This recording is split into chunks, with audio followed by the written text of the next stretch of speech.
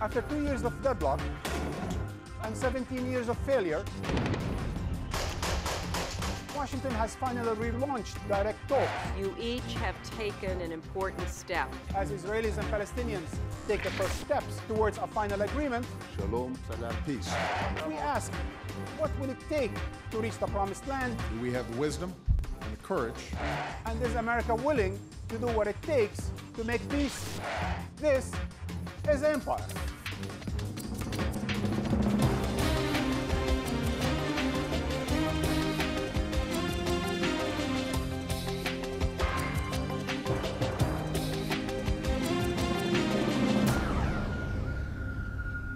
Hello and welcome to Empire.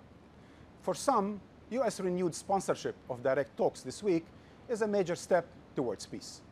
They argue that as the leader of the free world, the U.S. has the moral and geopolitical responsibility, as well as the political and strategic proximity to broker peace in the Middle East.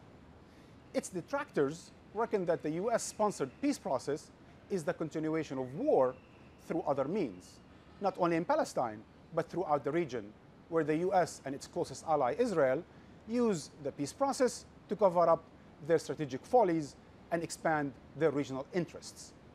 They claim that the influence of the Zionist lobby in Washington, coupled with U.S. wars in the greater Middle East, renders America a dishonest broker that succumbs to Israel's agenda at the expense of Palestinian rights. And here lies the paradox facing many of America's partners and allies who are eager for its activism, but skeptical of its judgment. It is the shoulders of our predecessors upon which we stand. It is their work that we carry on. By being here today, you each have taken an important step toward freeing your peoples from the shackles of a history we cannot change. President Abbas, I see in you a partner for peace. These negotiations should within a year lead to an agreement that will bring a just peace. So if everybody wants peace, why is it so elusive? The peace process has been a succession of failures going on for years. 7 interim agreements and counting, nobody willing to give ground. Merely going through the motions. But the biblical sermon remains the same. The children of Abraham, the descendants of Isaac and Ishmael, have embarked together on a bold journey. Brothers, Isaac and Ishmael, joined together to bury their father Abraham, our father, the father of our two people. And the biggest obstacle to peace, Israeli expansion. When Israel declared itself a state in 1948, its borders looked like this. Over the course of the last 40 years, Israeli settlements have expanded all across the Palestinian West Bank and East Jerusalem. And now, an estimated 500,000 Israelis live on occupied Palestinian land.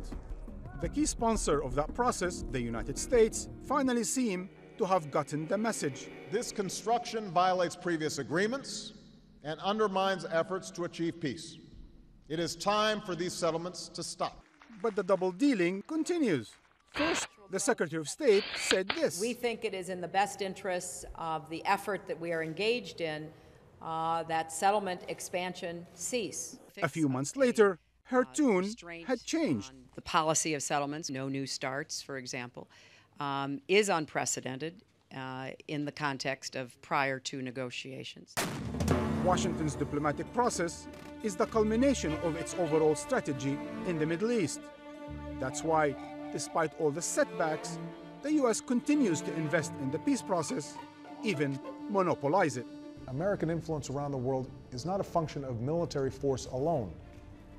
We must use all elements of our power, including our diplomacy, our economic strength, and the power of America's example. The peace process also plays well domestically, especially on the eve of the congressional elections and regarding the Israel lobby.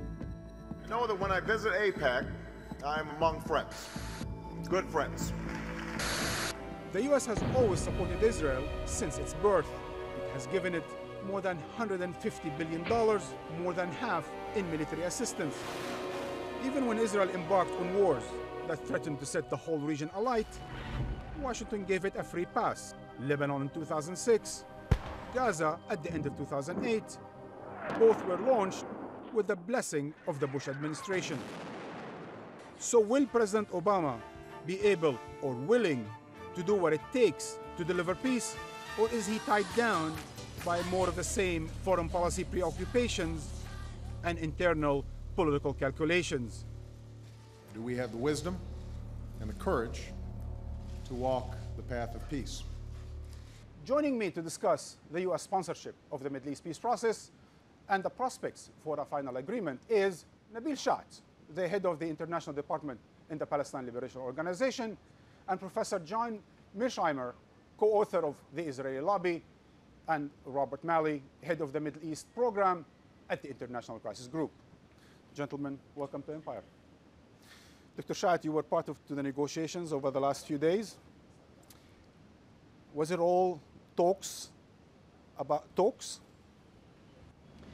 To some extent, yes. I mean, the urging of President Obama to go ahead and to engage, and that he is personally committed as the President of the United States. It's in the interest of the United States to see an independent Palestinian state, that for the Palestinian people, engaging is the road to salvation, sort of. Then things went into the modalities and how things would work out and what will be the modality for them to work out. The only serious discussion of the core issues happened between President Abu Mazen and Prime Minister Netanyahu yesterday morning. In the meanwhile, I think the heavy black cloud hovering over this whole thing was the threat of Israel going back to full-scale settlement activities. And I think... And you have no guarantees regarding that issue? We don't have guarantees, but we have commitment not to continue if this Whose happens. commitment? Our commitment. But are the Israelis or the Americans committed for a freeze of settlement post-September 26th? The Americans are only committed to try their best, a best effort commitment. The Israelis are not committed to do anything. And we are committed not to continue if the Israelis go back to full settlement. Well, 20 months later, Rob, it seems this is one step forward in the process, 2 steps back in terms of peace. The Palestinians are re-engaging in negotiations without guarantees. You know, one could go back and question the behavior of all 3 parties over the last 20 months. I mean, it is ironic, as you say, that we are now at direct talks, even though none of the conditions that the Palestinians had hoped, or the circumstances that the Palestinians had hoped to see emerge, whether it had to do with a real settlement freeze. What we're seeing now is a moratorium. It's not the kind of freeze the Palestinians asked for. And as Dr. Shat just said, there's no guarantee that it will continue at the end of this month. No clarity on the terms of reference, both of which had been requests that the Palestinians had made. I think it really tells us once again that, I mean, the Palestinian leadership, for better or for worse, has made a choice over the last 2 decades to enter into negotiations, to trust the United States, and we'll talk about that later. For better or for worse? Well, we'll discuss that. I'm just now describing the situation. That's going to be the road to a peaceful settlement with the emergence of a sovereign Palestinian state, and the resolution of all issues will occur not through violence, not through recourse to the United Nations, but through negotiations with Israel under U.S. sponsorship. We'll have to see whether it hasn't worked so far, but the Palestinian leadership doesn't have many other options today. Again, as I say, it's a product of their history. Well, we'll discuss if they have other options or not. But in the meanwhile, it seems to me, John, that the only person excited over the process that I've seen over the last few days is Prime Minister Netanyahu. Why do you think that is? Well, I think that when he took office, Prime Minister Netanyahu, he made a fundamental mistake. He didn't understand that if you were going to continue to colonize the West Bank and brutalize the Palestinians in the Gaza Strip and even in the West Bank, that you had to continue the charade of a peace process. You had to make it look like you were interested in peace, and that the reason there was no peace was because of the Palestinians. You, in effect, had to blame the victims. And his predecessors were very good at this. But he lost sight of that fact, So and you he think got himself into a lot of trouble. So what he has now come to understand is that you have to talk nice and then continue to turn Israel into greater Israel, which is exactly what's going to happen here. These talks are going to fail, and who's going to be blamed? The Palestinians will be blamed, just like they were blamed in July 2000 when those talks Dr. Shah, failed. you're going to be blamed once this we- fails. we understand this, and that's why we tried our best this time to make it clear to the president, to Mr. Netanyahu, to the press, to everybody, that Israel should be blamed if on the 25th or 26th of this month it goes back to full-scale settlement activities in our land. That we are not going to continue, that Israel would have destroyed the peace process if it goes back to settlement.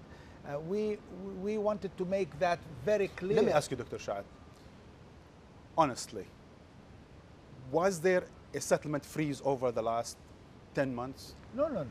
So No, Israel continued with the settlements? No. All that has happened was really a slowing down. And it was. There was a slowing down. A partial settlement. Exactly. And even that was a price that was to us worthwhile to go through the negotiations. And Israelis will continue with slowed down settlements, I guess. Well, if on the 25th or 26th of this month they declare that their moratorium has ended, no, they have thousands of houses ready for announcement and for financing and for starters. All that is happening today is that we are being threatened that this slowdown will be no more. Rob, one of your former colleagues, David Aaron Miller, has said that not over the last 6 presidencies while he worked in the American government, has he ever witnessed an American president discussing such things as settlements, as a settlement freeze, seriously with an Israeli leader. You think Obama is any different? I think he has. No, I mean, he hasn't succeeded. But I think, and Dr. Shah would know this better than I, this is an administration that took this issue seriously from day one. They may have mishandled it. Again, we could discuss it, but they took it seriously. They tried, perhaps they, Rob, they tried could to you be reach more too far. committed? Have they mishandled it? Sure, they've mishandled it. I think they would recognize that they've mishandled it. I mean, they wouldn't. We're today at a place where I think the Palestinians and many Israelis would say we could have been over a year ago. But that's water under the bridge, I think. But you asked me the question, does President Obama take the issue of settlement seriously? I believe he does. I think it was evident in his career as a senator. It was evident when he ran the campaign. I mean, he said things that no other presidential candidate that I know has said who was a serious candidate. And he's held to that. Again, So how do we explain that the settlement continue? Because I think, where I say they mishandled it, I think the U.S. mishandled its relationship with Israel, didn't understand exactly the nature of its relationship with Israel, and aimed for something that this may be hard for some people to hear. I don't think that there's an Israeli government today, not Netanyahu, not Olmert, not if Yossi Beilin were prime minister, that would completely freeze settlements. I don't think it would happen. I think that coalition, that configuration doesn't exist. So the issue then is what could the U.S. do, knowing that? What kind of pressures could it bring to bear? How could it accelerate the peace process? What ideas could it be put on the table? And that's really the challenge now for President Obama. I have a slightly different perspective than Rob. I think the Obama administration is the gang that couldn't shoot straight. They've taken on Netanyahu 2 times now. Shortly after he took office in January 2009, he insisted on a total settlement freeze. He went toe-to-toe with Netanyahu, and he lost. He was humiliated. He conceded defeat. President Obama did in September 2009. Then again this year, after the Biden visit in March, they went toe-to-toe with Netanyahu again. And early July, Obama conceded defeat again when he invited Prime Minister Netanyahu to the White House, and he treated him like visiting royalty. So, John, what does that then say about the credibility of American sponsorship? It says there should this be no process? credibility. Who seriously believes that this is going to work a third time? He's 0 for 2. He's bringing these 2 leaders to Washington with no sense of how they're going to reach an agreement. He's unwilling to put pressure on Israel. Israel holds virtually all the cards in this game. They're the most powerful state in this game, much more powerful than the Palestinians. And President Obama has proved clearly that he's incapable of putting pressure on Israel. And the question was raised to Rob as to why this is the case. The answer is very simple. It's the Israel lobby here in the United States. The newspapers are full of stories that say what will happen to Obama if he tries to get tough with Netanyahu, especially with the midterm elections coming up. Dr. Scheidt, one cannot disagree with Dr. Mearsheimer on the fact that the idea of American sponsorship of the peace process is that it's capable of pressuring Israel. But what we're seeing more and more is America's pressure is more on the Palestinians than in Israel, or at least American pressure on Israel is failing. Yes, and I would like to add to Professor Mearsheimer, it's not one lobby that we are facing. I mean, there is the Cheney lobby and the Jewish lobby. There are two lobbies that are making our life very, very hard. And President Obama has so much on his plate. You mean the Republican right? Yeah, of course. Of course. I mean, when he thinks he's facing the Jewish lobby, he finds himself in trouble with the right in the United States, and they open up all kinds of issues for him, like this Ground Zero mosque, like the relationship with the business society in this country and with the corporate power in this country. There are many other things that. But is it a personal question of leadership, Dr. Scheidt, or is it a question of America as a country that is an ally of Israel for the last 40 years, providing it with over $100 billion, as a party to wars in the Middle East, is not capable of being an honest broker in a peace process? Yes, but we have seen in several administrations more successful attempts at getting Israel to comply, at least with partial things, or with such as. Well, we've seen President Carter and getting the Israelis out of Sinai. That's with Egypt. Yes, that's but not with the Palestinians. He failed with the Palestinians, as did President Clinton, and has President Obama twice now. Okay, but George Washington, the father, really got the Israelis into the peace process with the Palestinians, got Mr. Shamir really kicking and screaming to get a peace process started, which really did start. But not even with the PLO then, if you remember. Not back in 1991, Shamir refused to sit down with the PLO, yeah, so you had Palestinians from the West Bank. But the Americans had in mind that it is going to be the PLO, and within very few weeks, in fact, in Washington, it became the PLO, and it became an independent negotiations with the Israelis, and it eventually led to our signing the Oslo Agreement, and the Israelis did withdraw from all the major after cities. The PLO conceded to Israeli conditions. The Israelis had conceded these conditions way before we started this process. The essence is you need to see that, no, it is possible. If a United States president and a United States administration work things right, it is possible to put pressure on the Israelis. The Israelis have an existential relationship with the United States. It is possible. Rob, why would they want to put pressure on Israel? I want to make 2 points about this. I mean, we can have a long discussion about what shapes U.S. policy. Of course, John has written extensively about it. I've tried with Hussein Aga to give our own view about the limitations, and for all kinds of reasons, but I don't think there's real precedent for any American administration. And so we could always imagine a different one, but none that I could realistically imagine that could pressure Israel to do something that Israel deeply believes it doesn't want to do. I don't think there's a precedent. So I don't think if that's a strategy, that the U.S. is going to force Israel to do something, it's not going to happen. Now, the other point, which is the one you're asking, Dr. Scheidt, is, can the U.S. be an honest broker? I said earlier, there has been a choice that was made. And in fact, what's happened is other options for the Palestinians have withered away. And particularly now, when you have Palestinian disunity, when you have an Arab world that is virtually non-existent, when you have this reliance by the Palestinian leadership very much on the U.S. I very much admire Dr. Scheidt's efforts to try to reconcile the Palestinians, without which I think that dependence is going to become even stronger on outside actors. Because so what are you trying to say? What I'm saying is America other options. is a dishonest broker, but the Palestinians have no other option but to play it's ball not with the a ideal dishonest broker? It's not the ideal broker, no doubt about it. But right now, in the current situation with the current configuration, there is no choice. There may be choices in the future. If this attempt fails, I think the Palestinians have to think very deeply about preparing, and I would say prepare today. Let me just finish this. Prepare today, what are the other options? In case this fails, what are the options in terms of reconstituting a genuine national movement that is united, thinking of other nonviolent, again, Dr. Shat has been working on that, nonviolent forms of resistance, international form. There may be other ways, but today, under the current configuration, this is where we are. If it fails, we're going to have to think about, or they're going to have to think about it. I just want to make 2 points. One is the peace process was not a major step forward because it's led nowhere and because it provides perfect cover for the Israelis to continue the colonization of the occupied territories. That's exactly what I think Netanyahu has come to understand, that you want to go to Washington, you want to talk about peace, but then continue to colonize the West Bank. So the peace process is a charade that works to the disadvantage of the Palestinians.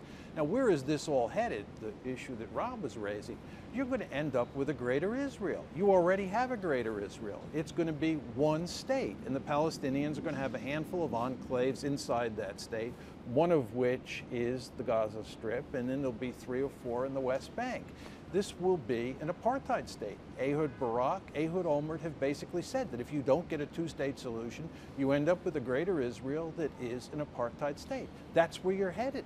But it's Israel that's in the driver's seat. The United States is merely Israel's lawyer, as Aaron David Miller said after the after the Clinton administration. Dr. Shat, you heard John. I'm sure you have a couple of words to say about that. But isn't the Palestinians' involvement in the peace process dividing them, and as John says, not getting much in return for that? Well, look, if you want peace with Israel through negotiations, there is no way that you can avoid the United States. If you think this is impossible, and at many times we felt it's impossible, we went first through armed struggle against Israel.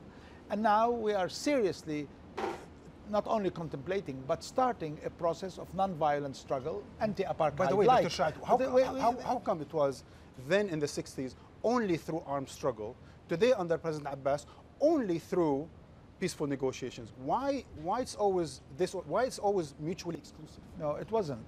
During the 10-year period of President Arafat, there was a lot of other means used during the negotiations with Israel. We constantly went to the United Nations, to the Geneva Convention's signatories, and to all international organizations. We've gone into clashes on the ground with the Israelis on every settlement issue and every issue affecting Jerusalem. We went into the Intifada. Hold this thought, because that's exactly what we're going to discuss when we come back from the break. We're going to talk about the international content and the so-called international community's role in Palestine after the news break.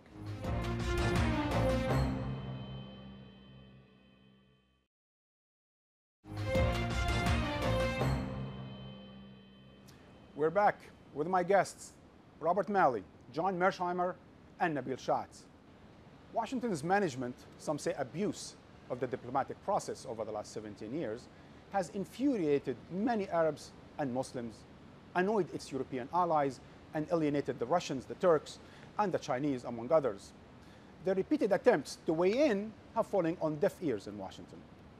However, Arab and Muslim attachment to Palestine, coupled with its international symbolism as the last colonial occupation, have ensured that this cause remains crucial to regional stability and on top of the American and global agenda. Increasing number of US generals and politicians believe that resolving the Palestinian issue is important to US own national security in light of its wars and occupation in the greater Middle East. Before we discuss the role of the international community and the contours of a just and lasting peace, Shireen Tadros traces the rise and fall of the international quartet.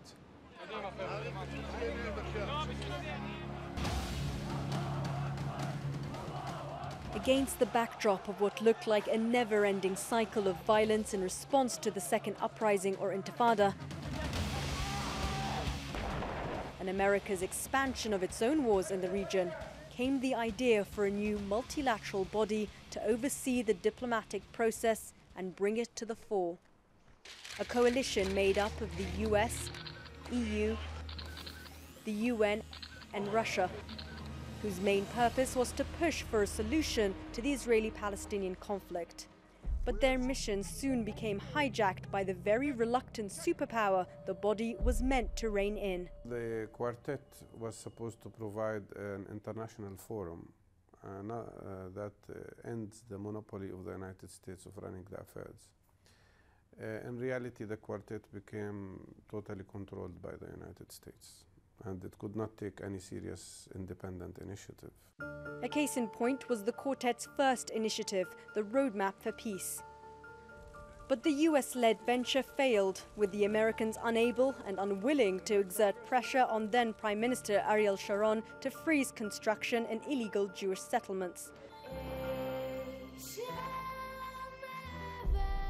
The quartet's colors started to show, the body serving as a convenient diplomatic cover for Washington, whose special relationship with Israel had earned it a reputation in the region as a dishonest peace broker. The Europeans were keen to get a slice of the peace pie that the Americans were unsuccessfully hogging, but internal divisions proved debilitating. The EU is not the United States of Europe. It is the European Union, which is another thing. But it is not one state with one policy. Given the divisions and US dominance on the political front, the EU found a different role within the quartet, carrying out developmental projects in the Palestinian territories and injecting huge amounts of capital into Palestinian infrastructure.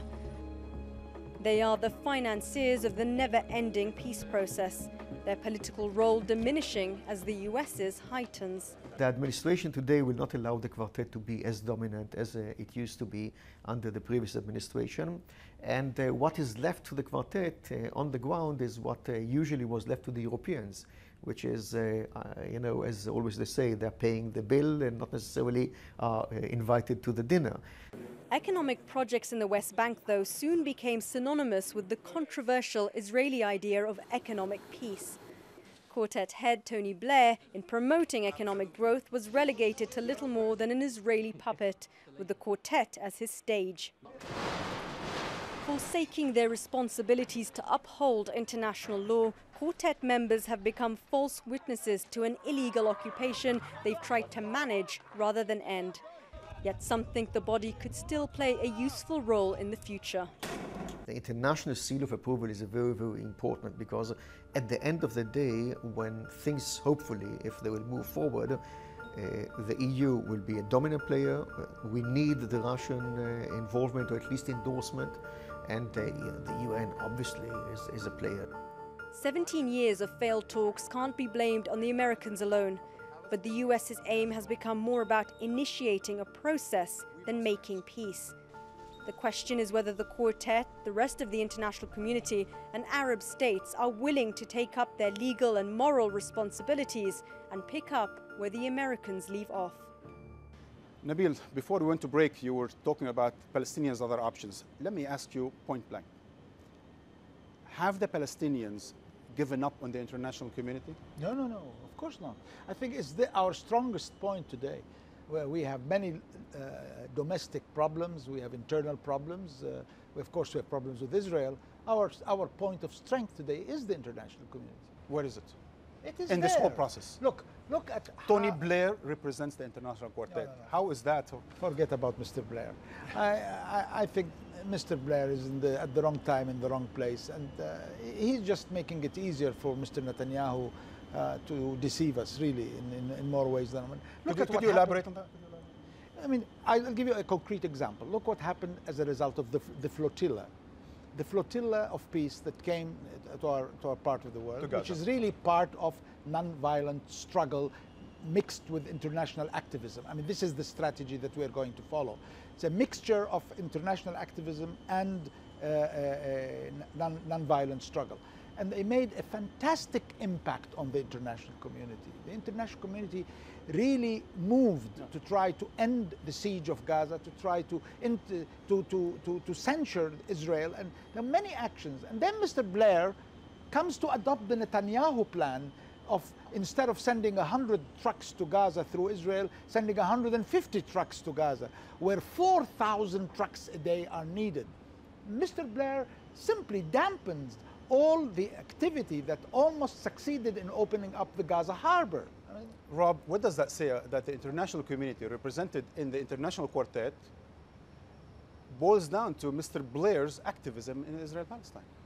You know, the chairman of my board, Chris Patton, once said that he described the quartet as the quartet sans trois, the quartet without three. I mean, it has been, and I think my own view is that if you look at it in hindsight, but I think we could have predicted at the time, it probably has been more of a hindrance, because what it has done is that it has neutralized other actors who might have had more of an independent voice, the Europeans, the Russians, the UN. It has forced them into a common denominator approach, particularly during the Bush administration years, where it really would have been a time where others who felt frustrated by his policies should have been much more vigorous, and I think it was dereliction of duty on their part. But have they marginalized themselves, or has Washington marginalized them? It's both. I mean, at the time when President Bush was in office and he was saying, I'm not dealing with this issue, the Europeans could have stepped up. Instead, they did their best to line up behind the U.S. because they have that notion that unless you're at the same table with the U.S., you can't do anything.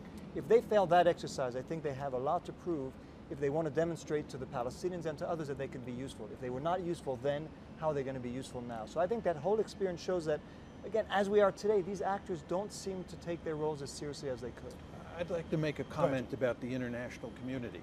I think the discussion here, especially your initial question to Nabil, had to do with how the international community might facilitate a two-state solution.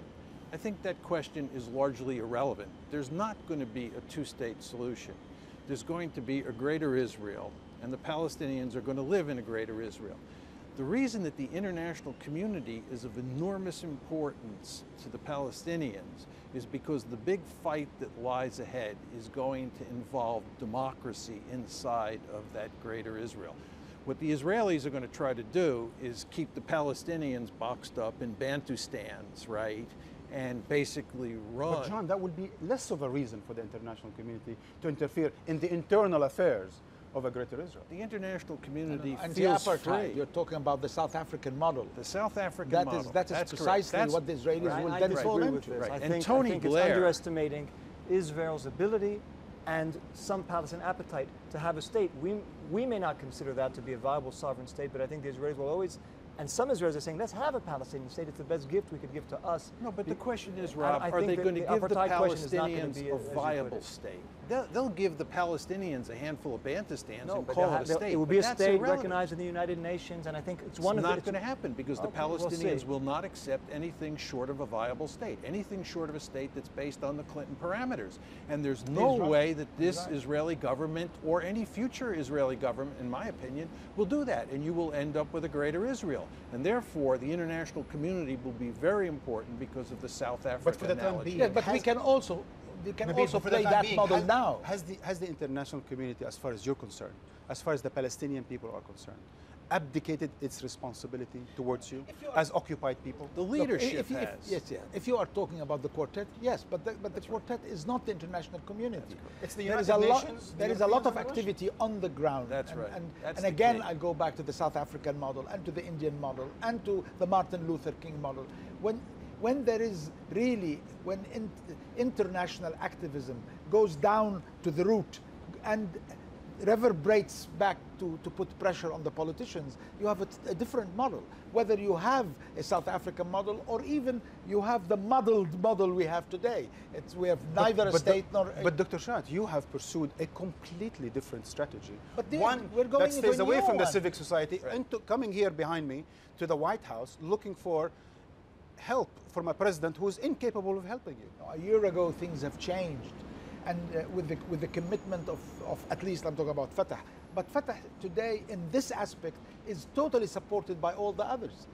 The necessity of Fatah is totally supported by all the others. on the issue of international activism, on the issue of popular non-violent struggle, on the issue of national unity.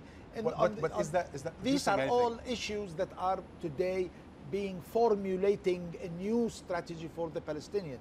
In the meanwhile, the Palestinians have not abandoned yet the effort of negotiation, but it will never going to be negotiation only. We're touching upon a contradiction here, which has been the contradiction that the Palestinians have confronted at least since the creation of the Palestinian Authority, at least since 1993, 94, 95, which is how do you have that strategy that Dr. Shat just described, while at the same time you have to cooperate with Israel. The PA depends on Israel cooperation. It depends on support from donors like the United States.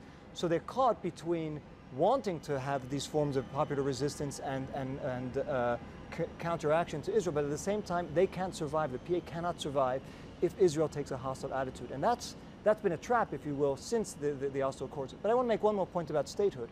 I think you're underestimating, even I hear from some Palestinians, this notion of trying to get recognition of statehood by the Security Council, by the General Assembly, with borders undefined and then to be negotiated. Once that happens, if that were to happen, and I think it would be a mistake on the Palestinian part to go down that road, if that happens, Israel could say, they have their state, now we negotiate the borders, but forget about one state, forget about the risk of apartheid or whatever else. They have their state, borders haven't been defined, now let's negotiate them. I think that would be The question for me, John and Rob, the question for me is as follows. Here we are sitting in front of the White House. The United States, for all practical reasons and others, have isolated the international community from the question of negotiations. We know that for a fact because it's the sole sponsor. In the meanwhile, as we said earlier, it's not exactly an honest, objective, neutral broker of this process. It's Israel's lawyer. It's Israel's lawyers in the process. So while we're talking about what could happen there, in other places in the world, a very recent case like Kosovo, where the international community did intervene, so-called international community, some results have come about. Here you have 43 years occupation, 17 years of dependence on the United States, and the process continues to fail, perhaps successfully, but continues to fail. So now where do you go with that, with this very process? Well, the two-state solution, in my opinion, is the ideal solution. I think from Israel's point of view, it makes eminently good sense to create a viable Palestinian state and have a separate Jewish state. But can Washington deliver on that? No, Washington cannot deliver. So what are we talking about then? We're wasting our time, as I said to you We're before. wasting our time, This Mr. is a Shah. charade. This is not time. serious. This is a charade. Well, and it's actually, it's I know we're laughing, but it's pretty sad, isn't it? No, it's not, because you're going to get a one-state solution. And it's not clear that it's not in the Palestinians' interest to go for a one-state solution over a two-state solution. Are we wasting our time, Dr. Shah? Honestly. Look, we have been through a serious attempt at a peaceful solution that ended in the year 2000. The question is, and I agree with the analysis here made, we are not anymore a typical revolution, and we are not a state. We are somewhere in between. There is an authority today that has the responsibility of the upkeep of the Palestinian people. But you're completely dependent on Israel. You're completely dependent on the United States. We're not dependent on Israel. We're totally controlled by Israel. There's a difference. As an authority? Yeah, I mean, no, even as an authority, we're not dependent on Israel. We're controlled by Israel. And the Israelis are control freaks. They control everything, everything we do. I mean, we are an authority that has a very unique position. I don't think there has been any modern colonization that did what the Israelis do to the Palestinians. But we seek the political process. We seek the negotiations, sometimes as a way out of that full control, to try to penetrate that control, to try to make use of the international community to reduce that control. And my question, even if it doesn't bring today any results, it's still part of the pressure on Israel. My question to both of you, Rob and of course John, has this process moved peace forward in the sense of achieving the minimum rights for the Palestinian people to break out the occupation over the last 17 years? No, of course. What's the track record? That's not even, I mean, you answer the question by asking it. That's not, there's no argument there. I don't think anyone. So why are you hopeful then that this will produce something in the future? Up to the year 2000, we were moving in the right direction. And I can attest to that. I was involved in every negotiation. But the settlements tripled during that 7 years. But there was countervailing results at the same time. There was growth of our independence. There was withdrawal of the Israelis gradually through the process of redeployment out of all the cities. There was an authority being established, recognized by the international community. But it's all meaningless. There was progress, but with all due respect, it's all meaningless unless the Israelis are willing to give the Palestinians a viable state. And there's no indication that at any point during the 1990s, the Israelis were willing to do that. And in fact, as you well know, Arafat did not want to go to Camp David any more than Abbas wanted to come here to Washington, because Arafat fully understood that the groundwork had not been prepared for creating a Palestinian state. That's why he said to Bill Clinton, I want you to promise me that when these talks fail, you won't stab me in the back. Bill Clinton, of course, promised him he wouldn't stab him in the back, and then he stabbed him in the back. And I hope Abbas is protecting his back, because when these talks fail, you can rest assured that the knife will go in the back of the Palestinians, not the Israelis. This is the question. If those talks fail, what then, Rob? Listen, I'm going to repeat myself, but I think it's really, the Palestinians have to think hard, and I would think from now, from not just waiting for them to fail, hoping they won't fail. I'm not quite as absolutely categorical pessimistic as John. But to start... Could you elaborate on that? Because I think if I read you correctly, you're saying they might reach an agreement, but that's not necessarily implementable on the long term. No, as I said, I think there's a real fear now that you might have an agreement. That's not a fear, but you might have an agreement. No, go ahead, you say it. There might be a fear there will be an agreement. Well, I think some people would fear. Because I think it might be an agreement on paper only that will have no credibility on the ground. And the fact that President Abbas has come here despite all the opposition back home, I think is an indication of that. I think it might be an agreement that could last for, it would be on paper for many years. The Israelis won't implement it because they won't remove the settlers. The Palestinians can't implement it because of their divisions and because of problems of legitimacy, deficit of legitimacy of their leadership. So you might have something on paper that has nothing to do with on the ground, which would be extremely dangerous. But I just want to answer your question. What can be done? I think the Palestinians, and I think it's a very complicated Palestinian I was actually asking you, what then for the Americans? For the Americans? For the Americans, listen, this peace process... Isn't there a problem in the fact that there are no ultimatums to Israel? This process can go on for a long time without acknowledgement of failure. No, because all three sides today have an interest in going on. I think John made that point earlier.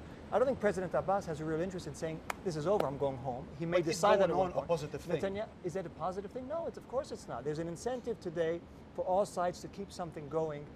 Number one, because they don't see an alternative. Number two, because it's comfortable, at least for certain parties. Dr. Shat, last week we've heard Prime Minister Netanyahu specifically asking the Palestinians, almost as a precondition, if you will, that they recognize the legitimacy of the Jewish state. If I can put that in a word to our viewers around the world, recognizing the legitimacy of Zionism, are you ready to recognize in a final agreement the legitimacy of a Jewish state in Palestine? Of course not. Of course not. This puts in jeopardy the 1.5 million Palestinians in Israel today. This means an end to any attempt to bring back any refugees back home. And the Israelis have explained that. I mean, this is not conjecture on my side. The Israelis have said that very specifically, that recognizing Israel as a Jewish state is not a religious issue. It's an issue designed just to block these two aspects, and we cannot possibly accept them. I'm going to finish with your last thought on Washington. If you think it's going to be such a failure, why do you think President Obama is almost risking his career on this question and the promise of its solution?